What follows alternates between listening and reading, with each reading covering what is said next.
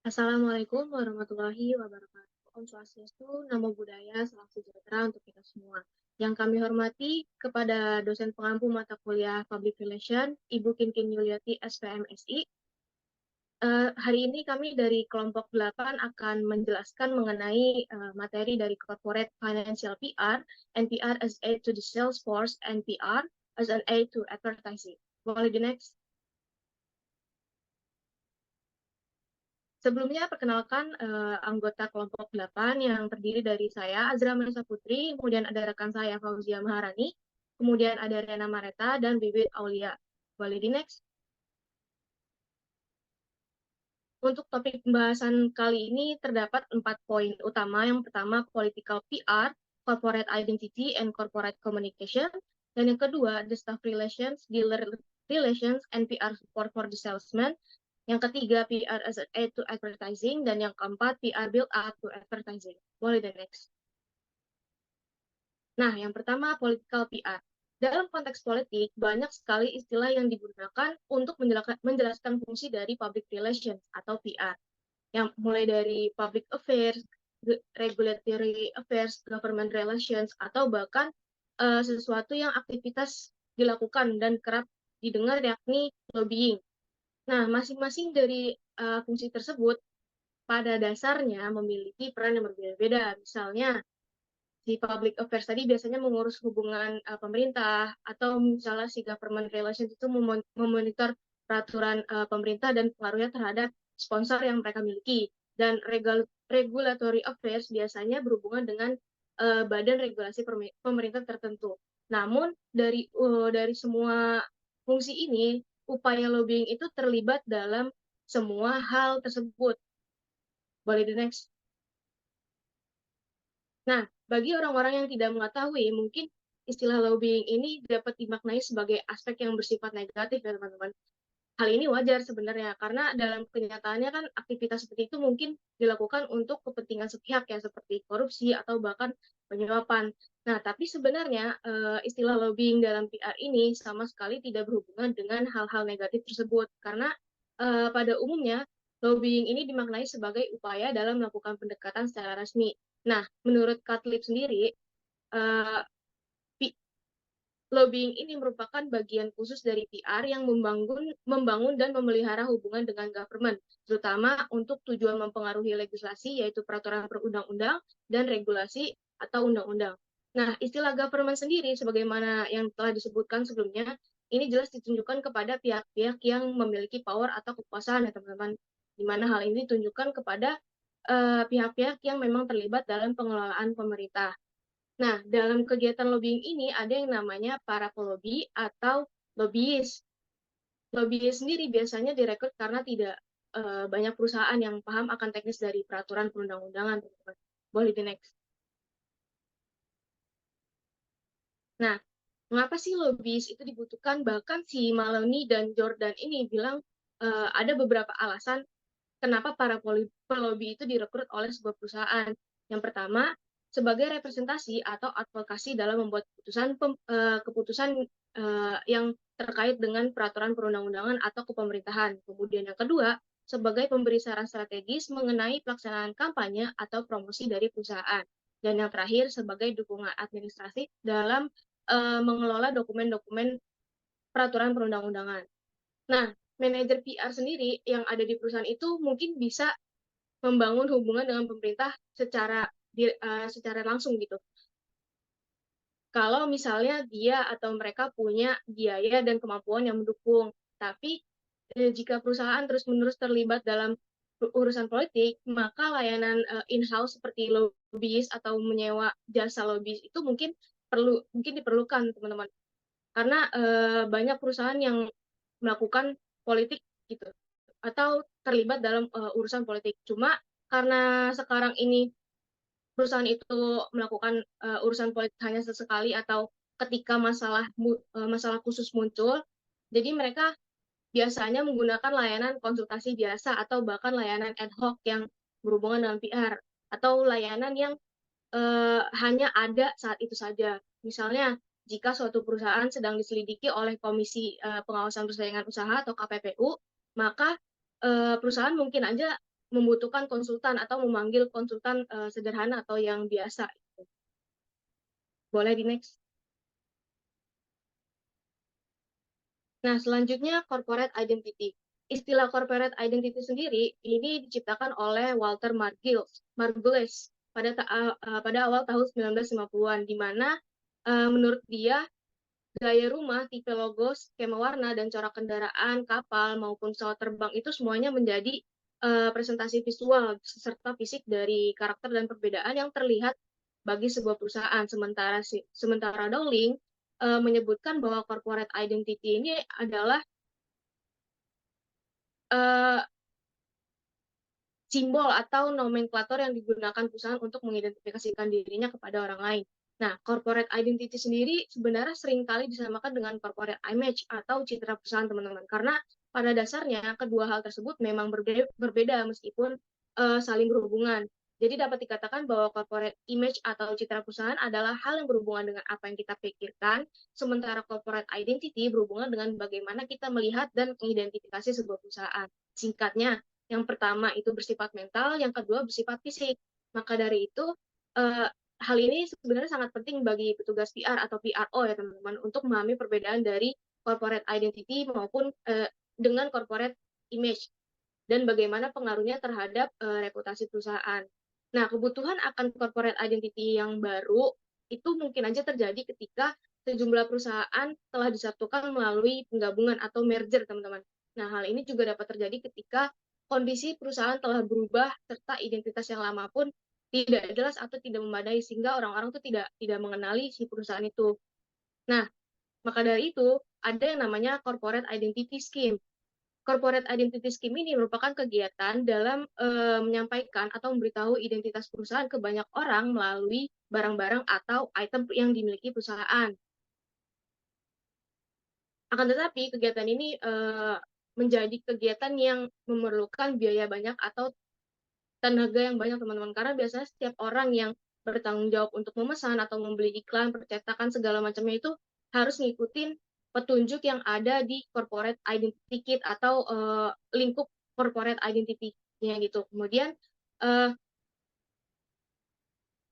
namun di sisi lain corporate identity scheme ini juga menjadi solusi yang efisien untuk membangun dan mempertahankan citra perusahaan, bahkan dapat mempunyai efek yang berulang dan terkonsolidasi dengan dampak psikologis perusahaan yang positif, bahkan besar, sehingga meningkatkan moral dan kebanggaan mereka yang bekerja dalam perusahaan tersebut. Misalnya saat kita berada di department store atau supermarket, kita tidak akan bingung gitu teman-teman.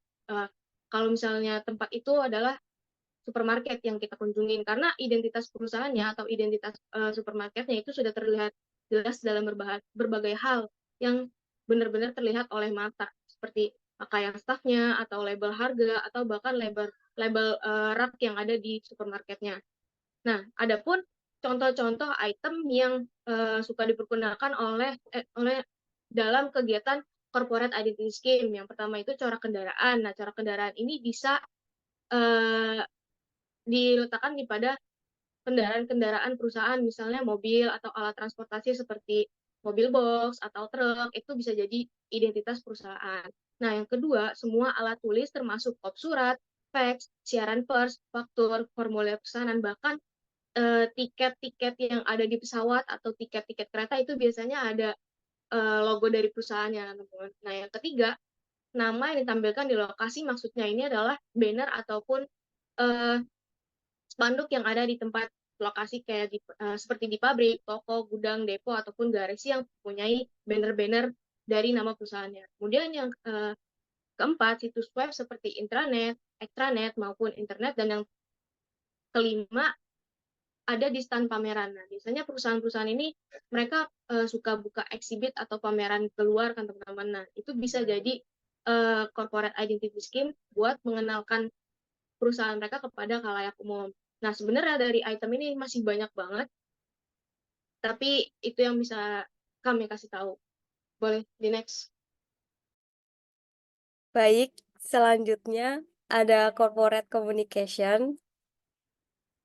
Sebuah pendekatan menurut Murai terhadap corporate communication atau komunikasi perusahaan menggambarkan perkembangan perusahaan melalui tahap-tahap dominasi oleh para pemimpin yang berbeda. Nah, komunikasi perusahaan sendiri memiliki pengertian yaitu jenis hubungan masyarakat yang berfokus pada bagaimana sebuah perusahaan berkomunikasi dengan khalayak internal dan eksternalnya. Komunikasi ini dapat dilakukan dalam berbagai bentuk seperti iklan, pengumuman, hubungan masyarakat, hubungan antar investor, hubungan media, dan sebagainya. Komunikasi perusahaan juga dapat diberikan pengertian sebagai pejabat yang dikenal dan bertanggung jawab atas organisasi mereka dan pekerjaan mereka yang dapat dilacak. Nah, komunikasi perusahaan ini adalah hubungan masyarakat dari komunikasi ataupun publik. Hubungan komunikasi ini ditampilkan untuk mendapatkan perhatian dan keuntungan yang ditujukan kepada publik yang berbeda atau yang lain. Komunikasi perusahaan juga terkadang berurusan dengan masalah pribadi, tetapi sebagian besar itu dengan cara yang publik. Nah, tujuan dari corporate communication sendiri adalah untuk membangun dan mempertahankan reputasi positif terhadap perusahaan dan juga memberikan persepsi bahwa perusahaan akan terus menjadi perusahaan yang unggul untuk berinvestasi, meminjamkan, membeli, menjual, dan bekerja. Kemudian ada 3 lokasi untuk pertukaran dalam corporate communication. Yang pertama itu ada media. Media di sini baik yang lama maupun yang baru, komunikasi antara kepentingan dan pemerintah terjadi di media massa. Dan lokasi ini merupakan menjadi salah satu fokus utama dalam corporate communication. Yang kedua ini adalah lokasinya masyarakat sipil yang meliputi ada gereja, universitas, profesi, perdagangan, serikat pekerja, kelompok-kelompok perjuangan, dan organisasi olahraga. Kemudian yang ketiga ada pasar. Pasar sendiri ini atau dalam pengertian kurang lazim itu lembaga-lembaga yang berkaitan dengan pasar. Biasanya itu meliputi komunikasi pemasaran tentang barang dan jasa dan pesan-pesan tentang kehidupan perusahaan yang diterbitkan oleh bursa saham, badan pengatur, departemen pemerintah, dan oleh akuntan.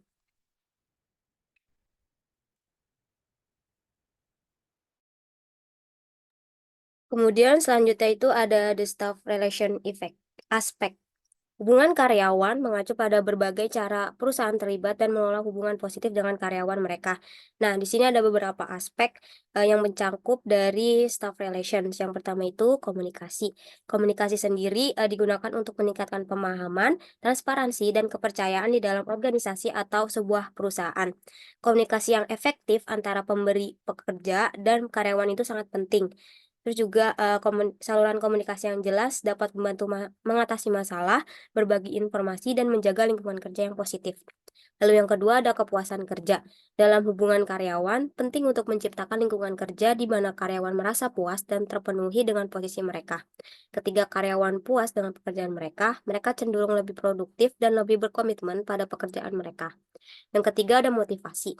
Memotivasi dan mendorong karyawan sangat penting dengan menghargai usaha mereka, memberi mereka kesempatan untuk berkembang dan menyesuaikan tujuan mereka dengan tujuan perusahaan dan dapat meningkatkan semangat kerja dan meningkatkan kinerja karyawan tersebut. Yang keempat ada produktivitas. Pendekatan hubungan karyawan yang positif dapat meningkatkan produktivitas. Ketika karyawan merasa dihargai dan didukung, mereka cenderung memberikan upaya terbaik mereka dan berkontribusi lebih pada kesuksesan perusahaan. Yang kelima ada keterlibatan karyawan. Pekerja yang memiliki ikatan emosional dengan pekerjaan mereka memiliki ikatan dengan perusahaan mereka. Strategi hubungan karyawan berfokus pada menciptakan tempat di mana karyawan terlibat secara aktif, berkomitmen, dan bersemangat dalam pekerjaan mereka. Yang keenam ada manajemen kinerja. Manajemen kinerja yang baik menangani masalah kinerja dengan segera dan memastikan bahwa karyawan menerima umpan balik yang bermanfaat, kemudian menetapkan tujuannya dan memiliki peluang untuk berkembang ke arah yang lebih baik. Yang ketujuh, kepatuhan hukum. Kepatuhan hukum sendiri, perusahaan di sini harus memastikan perlakuan yang adil, kesempatan yang sama, dan kepatuhan terhadap hukum, peraturan, dan kebijakan ketenaga kerjaan.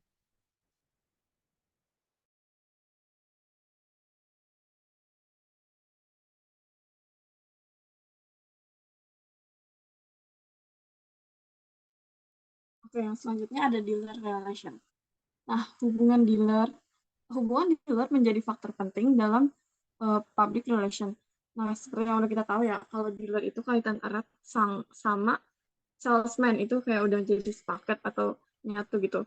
Nah, salesman ini merupakan wajah perusahaan yang memiliki peran penting dan sebagai jembatan bagi distributor dan pemasok. Nah, di sini public relation membantu salesman untuk mempresentasikan citra konsisten dan meningkatkan reputasi perusahaan kepada dealer. Nah, public relation juga membantu untuk memastikan bahwa salesman ini udah memahami nilai-nilai perusahaan. Nah, dengan demikian akan berakibat positif. Nah, yaitu efek yang paling berkaitan dari hubungan-hubungan salesman ini dengan distributor tadi dan pemasok tadi. Hal ini akan terasa jika gilirannya itu akan menghasilkan keuntungan ataupun profit bagi perusahaan. Boleh di next?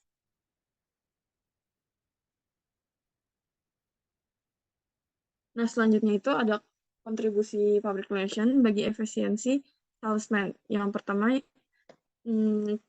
pertama itu kita tahu nih sampai sekarang kalau lebih banyak orang yang fokus perhatiannya itu kepada hal negatif dari public relationship itu sendiri, yaitu kontraproduktif terhadap public relation. Nah, tapi sekarang kita tuh udah bisa nih ubah pikiran kita untuk lebih ngelihat ke arah kontribusi yang positif dari aktivitas PR sendiri. Nah, untuk PR sendiri, untuk meningkatkan kinerja salesman itu ada kontribusinya itu. Yang pertamanya itu menyediakan majalah atau buletin khusus. Nah, ini itu berisi khusus buat salesman itu yang memberikan informasi penjualan yang dapat digunakan oleh salesman kepada pelanggannya nanti gitu. Yang kedua itu memberikan press cutting. Nah, press cuttingnya ini tentang perusahaan dan produk yang digunakan oleh salesman saat bertemu dengan pelanggan. Yang ketiga itu menyediakan cetak ulang artikel. Nah, artikel ini berisi itu sponsor perusahaan yang digunakan oleh salesman sebagai materi pendukung yang nantinya akan dipresentasikan atau dibawakan di depan para pelanggan. Yang keempat yaitu memberikan materi iklan pers atau TV. Nah, ini tuh bakal ada jadwal para salesman itu buat mahamin konten-konten iklan ini yang nantinya kan bakal dipublikasikan kan buat para pelanggannya. Nah, yang kelima yaitu mengadakan konferensi. Nah, konferensi di sini itu memiliki tujuan untuk memberikan kampanye atau pemasaran-pemasaran kepada pelanggan dari salesman ini gitu, atau target dari salesman ini. Yang keenam itu menayangkan film film dari public relation ini. Nah, eh, hal ini tuh buat menjadi dorongan tersendiri bagi yang tadi dealer itu buat nayangin film public relation itu kepada calon pelanggannya ini kan, biar kayak perusahaan dapat menarik pelanggan gitu.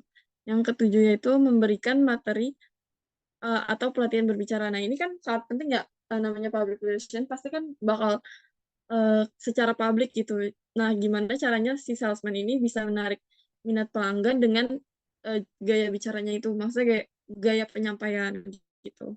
Nah, dari sifat PR ini tuh sifatnya itu bersifat dua arah kan.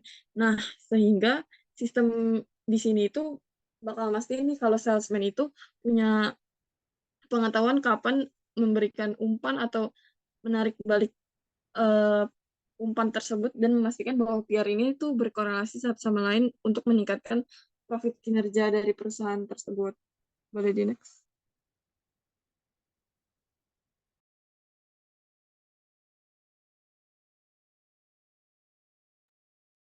Selanjutnya yaitu PR as an aid to advertising.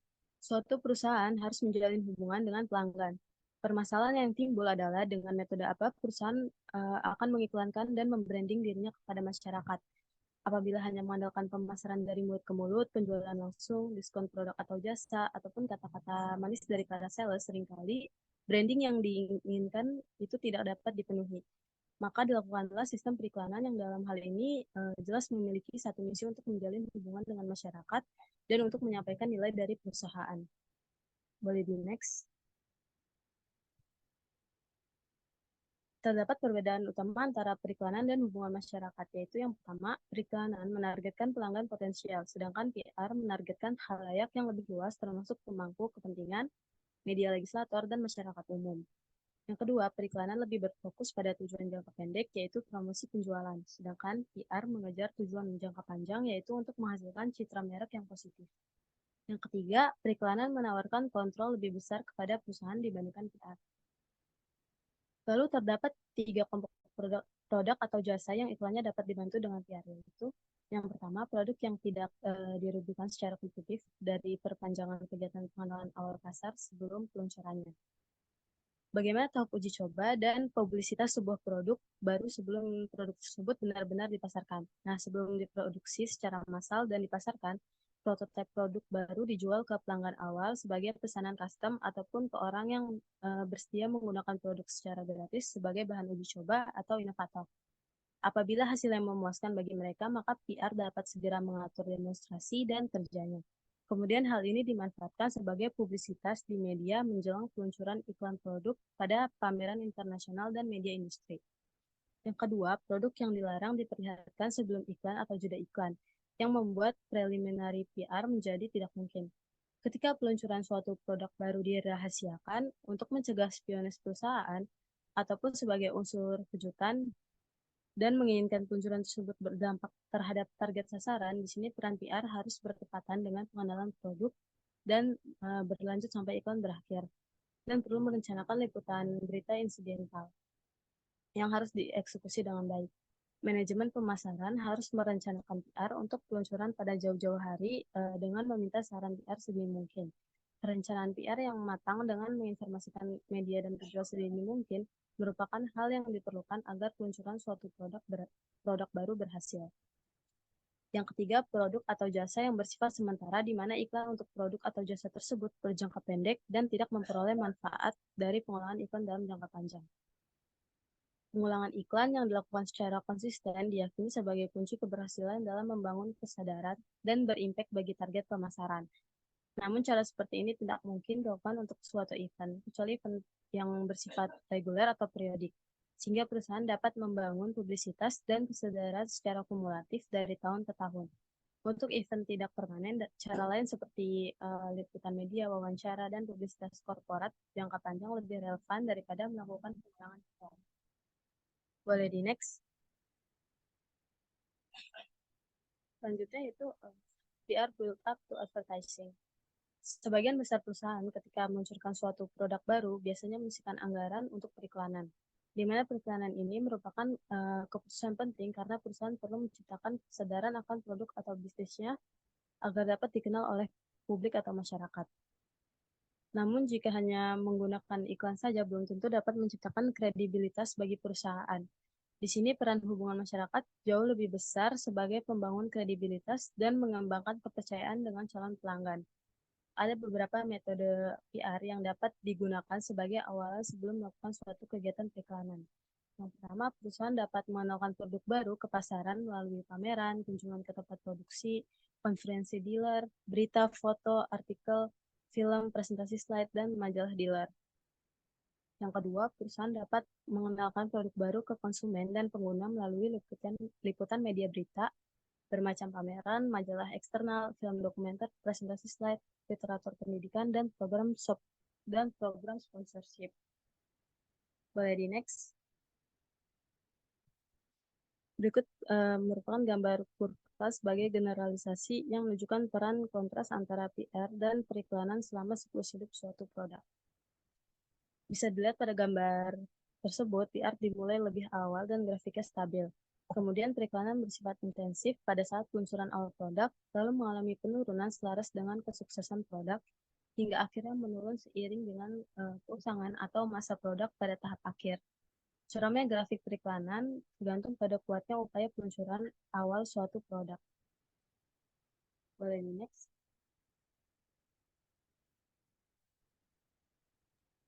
Ini merupakan studi kasus dari pembahasan kami, yaitu berita mengenai Arista Group ditunjuk sebagai mitra dealer nasional BYD di Indonesia. Arista Group, perusahaan dealer yang mengelola 138 dealer dari 9 brand otomotif di 69 kota di Indonesia, berkomitmen untuk mendorong percepatan ekosistem kendaraan listrik di Indonesia. Nah, langkah strategis ini diwujudkan melalui kemitraan strategis dengan BYD, produsen kendaraan listrik ternama asal Cina. BYD mengumumkan kolaborasinya dengan Arista Group sebagai pemegang dealer BYD dalam sebuah acara peluncuran di TMII Jakarta. Kemitraan antara Arista Group dan BYD diharapkan tidak hanya untuk meningkatkan penetrasi kendaraan listrik di pasar Indonesia, tetapi juga menghasilkan dampak positif terhadap lingkungan dan memperkuat posisi Indonesia dalam peta industri kendaraan berkelanjutan secara global.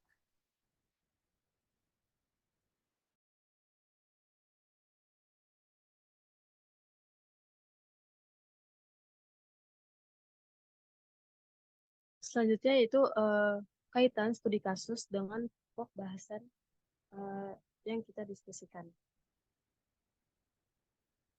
Jika dikaitkan dengan pokok bahasan yaitu corporate financial PR, Arista Group menunjukkan langkah strategis dalam memperluas portofolio bisnisnya dengan menjadi mitra dealer nasional BYD di Indonesia.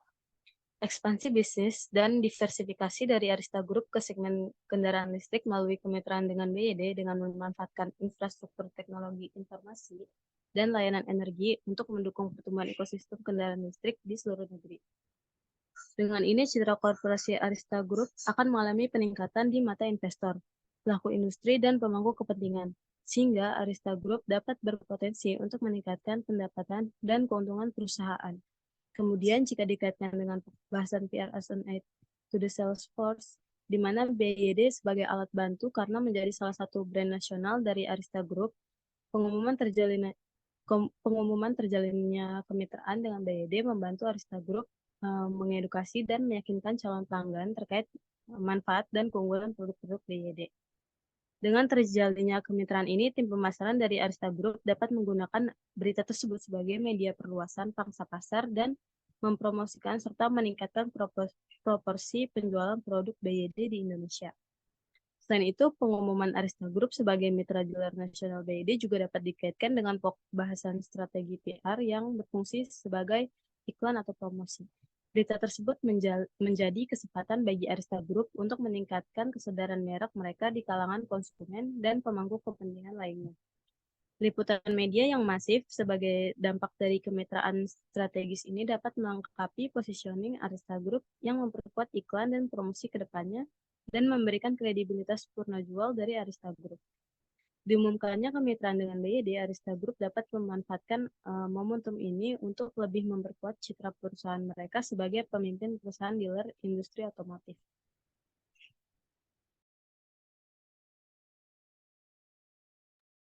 Oke, selanjutnya yaitu perspektif tulisan. Nah, berdasarkan studi kasus yang telah dipaparkan, Arista Group yang ditunjuk sebagai mitra dealer nasional BYD di Indonesia memberikan dampak yang positif terhadap perusahaan, di mana dengan dijalinnya kemitraan ini membuka peluang yang besar bagi Arista Group. Dengan adanya kemitraan ini dapat memperkuat posisi Arista Group sebagai pemain utama dalam industri otomotif Indonesia. Nah, reputasi dan kredibilitas BYD sebagai merek global ternama akan meningkatkan citra dan nilai dari Arista Group.